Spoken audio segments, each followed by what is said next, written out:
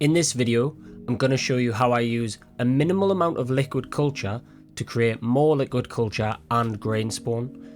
I use all my liquid culture and spawn syringes as masters and only ever use a tiny amount of the liquid culture to seed a spawn run. Treating your liquid culture syringes as master syringes in this way has a number of benefits. You'll save space, save money. Before each use, the liquid culture will be tested for contamination. And finally, because the cultures are being stored in the fridge, they will be preserved for longer. By the end of this video, I will have created this jar of liquid culture and all of this spawn using less than 1 cc. We're going to start by creating a few pots of light malt extract, no pore agar. This should be very easy for beginners to do, so if you've never done this before, don't panic because you hear the word agar. Trust me here, this is the best way to make lots of liquid culture and spawn. Start by measuring out 500 milliliters of cold water into a pan and then add 10 grams of agar and 15 grams of light malt extract. And then stir this mixture around and turn the heat on.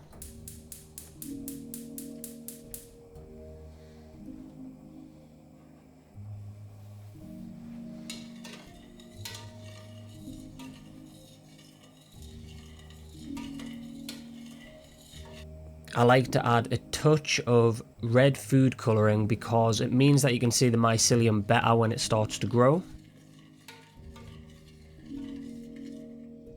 And just keep stirring this round, and then once the pan begins to froth, the agar is activated and you should move it into a measuring jug for pouring. Next, you want to pour the agar out into the pots and then leave the pots to cool down.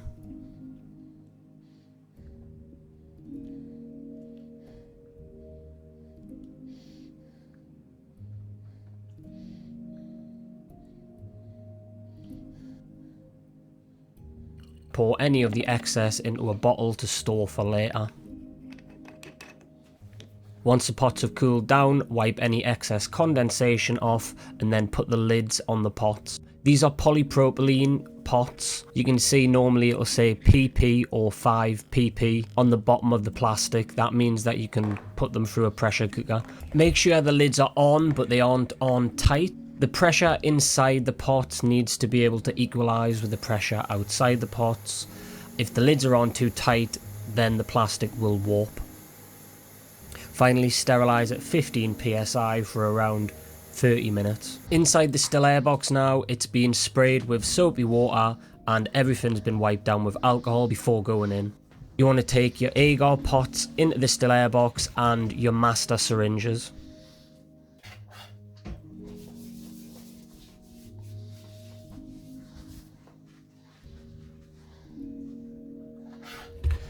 So give your hands a wipe down with alcohol and then just make sure that the outsides of these pots have been given a good rub with alcohol as well.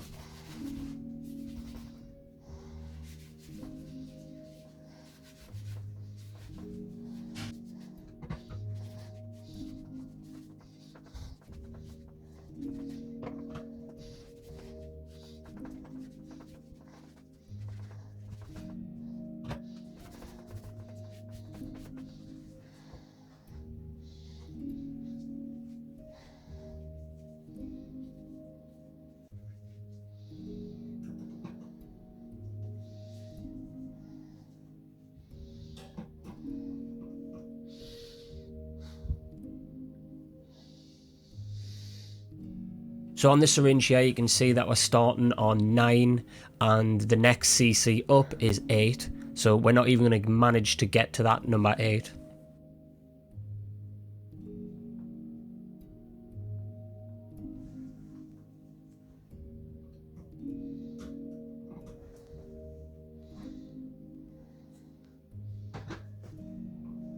You want to loosen the lids off the top of the agar pots. You want to make sure that the pot's lids are so loose you can just lift the lid off straight up and then put them back down.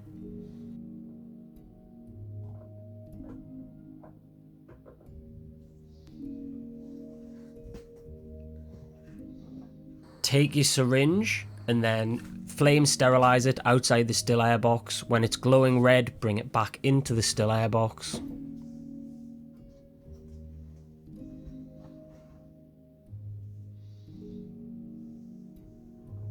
You're going to inoculate the agar, but you don't want to push very hard on the plunger. You want to be very, very restricted on the plunger. So only the tiniest little drop is going to come out. And you can see here, I've got a tiny little drop on the end. And that's kind of what I'm doing. The tiniest drop goes onto the agar.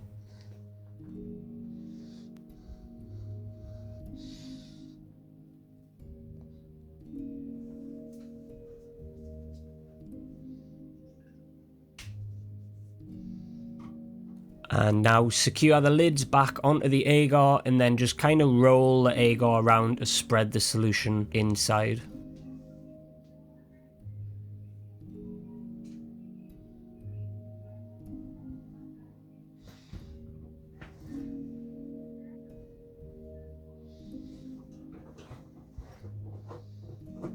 And now we're going to do the same for the king oyster mushroom.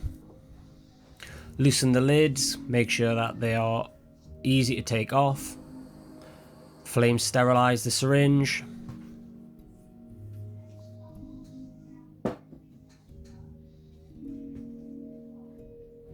So here I hit the outside of the pot with my liquid culture syringe, so I take it out, flame sterilize it again, and then bring it back in. I just do that out of habit. Flame sterilized again, comes back in, and then we're just going to inoculate with the smallest amount of liquid culture possible. And it can be kind of difficult because you've got to be quite restrained on the plunger. It can sometimes be difficult to get a drip off, but just persevere.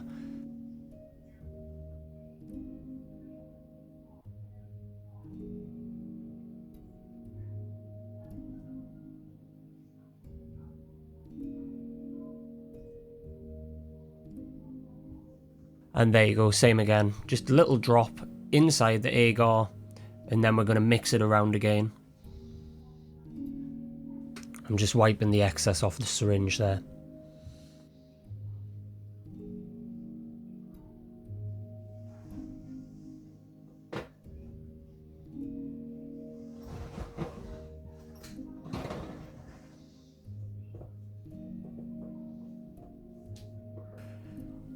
Flame sterilize again, and lift the lids off the agar. Honestly, you just want to lift it off the tiniest bit and stick the needle through the gap and just try and tap out a little bit of liquid culture into there.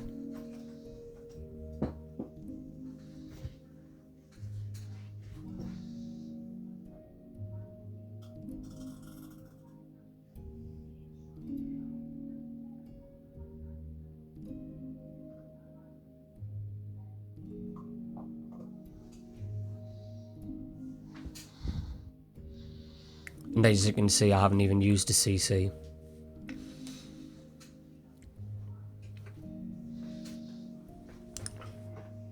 So I secure the lid back on the agar and put that to the side.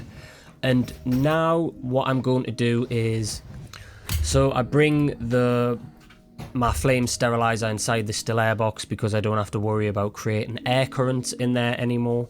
And what I am going to do is, so I wipe the end of the needle off and then I flame sterilize it one last time until it's glowing red. And then I place the cap back on, and then these go back into the fridge to be stored long term.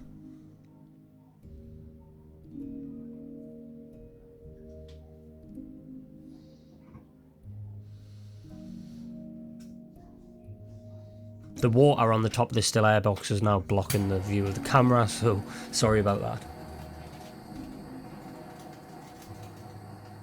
Okay, so after about 7 to 10 days, you'll have a full agar plate which is growing out.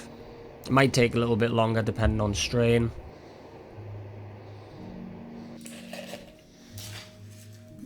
Now the agar is finished, we want to make some light malt extract liquid culture. So measure out 1.6 grams of light malt extract, put this into a measuring jug, add 1000 milliliters of water and then stir. Pour this out through a muslin cloth into your jars. This should give you a nice clear liquid culture where you can observe the mycelium.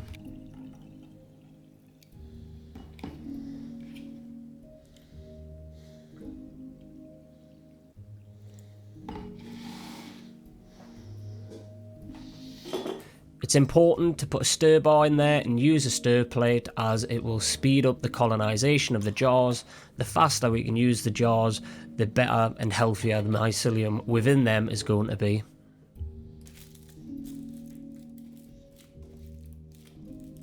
If you're just using basic lids like I am with micro pour tape, then cover them in foil, and then you want to sterilize these jars at 15 psi for around 20 or 30 minutes. So now we are inside this still air box again with our sterilized liquid culture, our colonized agar pots, and I've also put a couple of sterilized grain jars in there as well. First things first, wipe your hands down with alcohol and then remove the tin foil from the top of the jars and move them to the side of the still air box. Next thing I do is organize the still air box so that everything is within arm's reach, and everything that I'm going to be using the most often is closest to me, such as alcohol wipes, spatula, and probably the agar plates.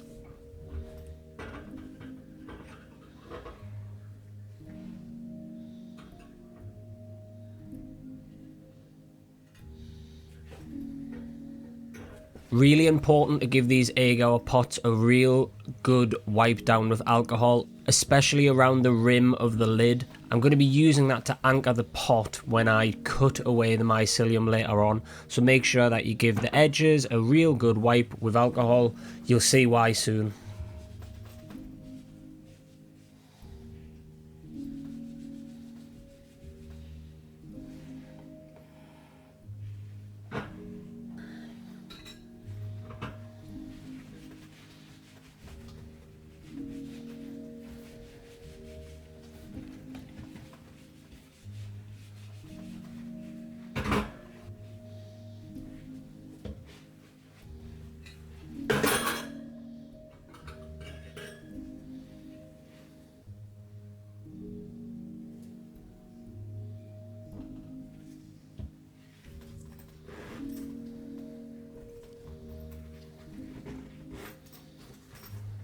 So scalpel's been wiped down with alcohol. I'm getting close to inoculation, so loosen the lids off all of the jars and then place them to the side.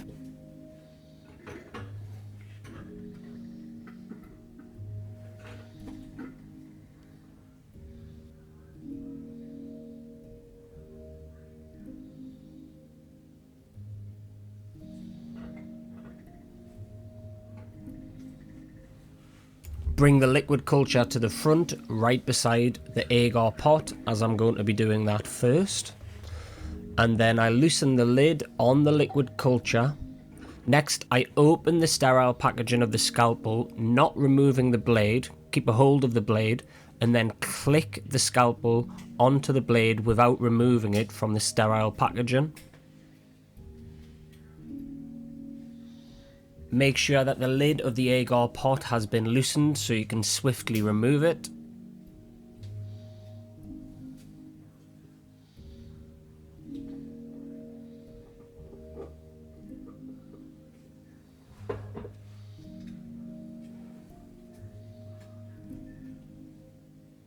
Quickly remove the lid off the agar pot and then anchor the lid to the bottom of the pot so the pot doesn't move around when you try and make an incision. Cut away a small piece of agar and then quickly transfer it into your liquid culture.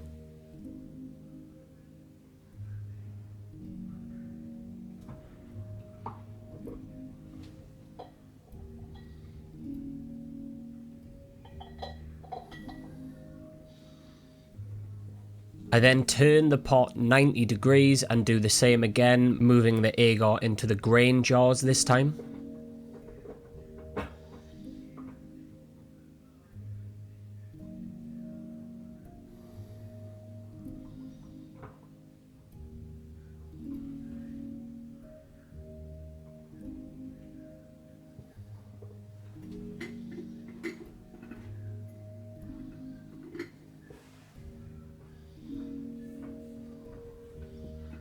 This is just another example of how you can pinch the agar pots to secure them, but I prefer the other method as the pot seems less exposed as the lid is protecting it.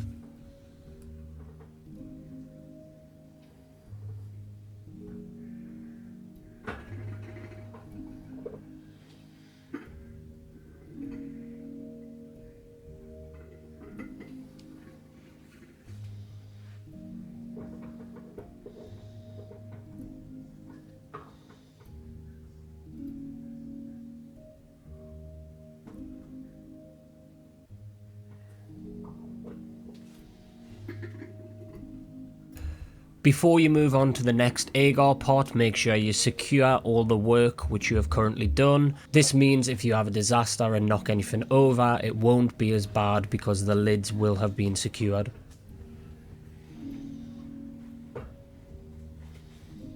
So when you're cutting away wedges from your agar plates, you should normally take them from between the centre and the outside edge of the agar. So this is normally counted as the most sterile area.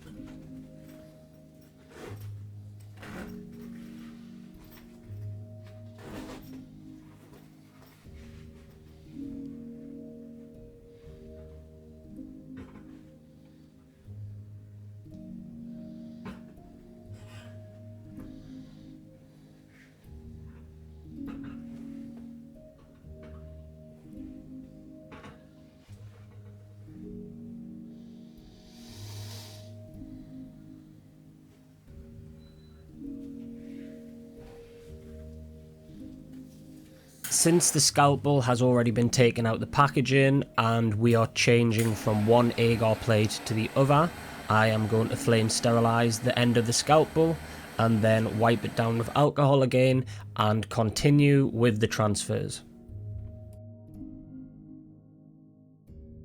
Just note, I don't wipe the scalpel down with alcohol, just the handle.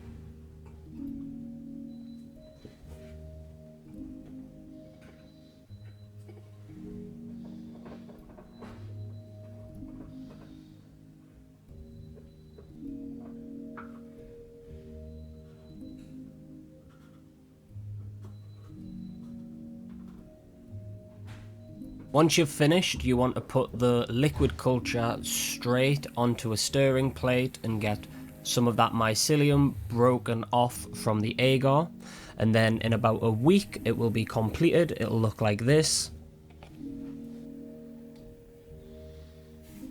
From here, I then use the liquid culture jar to create many jars of grain spawn in one sitting. I don't sit around with jars for weeks or months on end. What I do is I go master syringe to agar, agar to liquid culture jar, and then that will be used up within about 2 weeks, making loads of spawn, and then I'll do the whole process again next time I need to do a spawn run. This helps to keep the mycelium dormant in the fridge, keeping its vigour until we need to use it to actually inoculate the grain spawn. I think this is the best way to manage your liquid culture syringes if you don't have any space or a dedicated fridge and you are looking to create a small culture library. I've got probably about 20 syringes in one shelf, and whenever I want to grow a mushroom out, I will put it onto agar, create some liquid culture, spawn it, and then I can sometimes cut away the agar again, create another liquid culture, and then spawn it, and then eventually I have to go back to the master liquid culture syringe and then do this whole process again. There you have it. Hopefully you enjoyed this video, like, subscribe, and I'll see you for the next one. Bye.